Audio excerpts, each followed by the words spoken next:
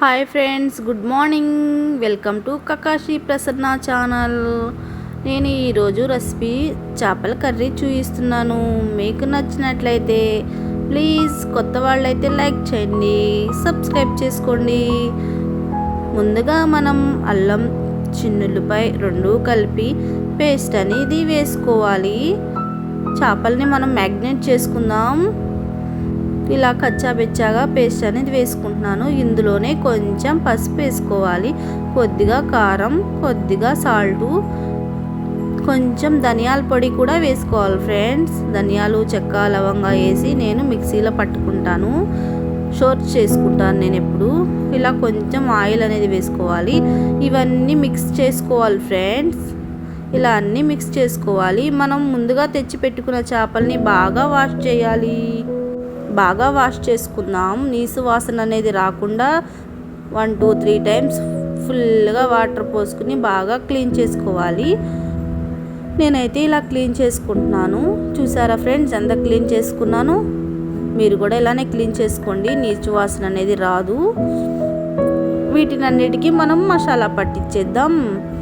ఓకేనా ఫ్రెండ్స్? మీరు వీడియో అనేది ఎక్కడ స్కిప్ చేయకుండా చూడండి ప్లీజ్ ఫ్రెండ్స్.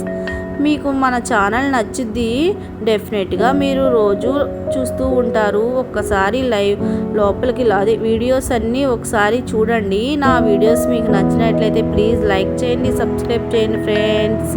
చూడండి, చేపలన్నిటికీ నేను ఇలా మసాలా అనేది పట్టిస్తున్నాను, మ్యాగ్నెట్ అనేది చేసుకుంటున్నాం ఫ్రెండ్స్. చేపలకి ఉప్పు, కారం, పసుపు బాగా పడుతుంది, ముక్క చప్పగా అనేది ఉండదు.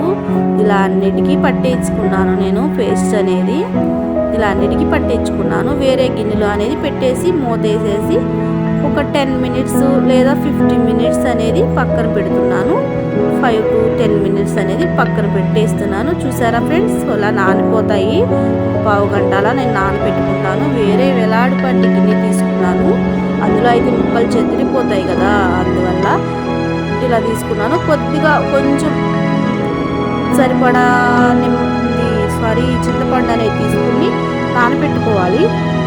దాన్ని రసం అనేది తీసుకుని ఈ చేపల్లో పోసేస్తున్నాను. ఇలా ఒకసారి అటు ఇటు పట్టుకుని ముక్క మునిగేదాకా పెట్టేసుకున్నాం.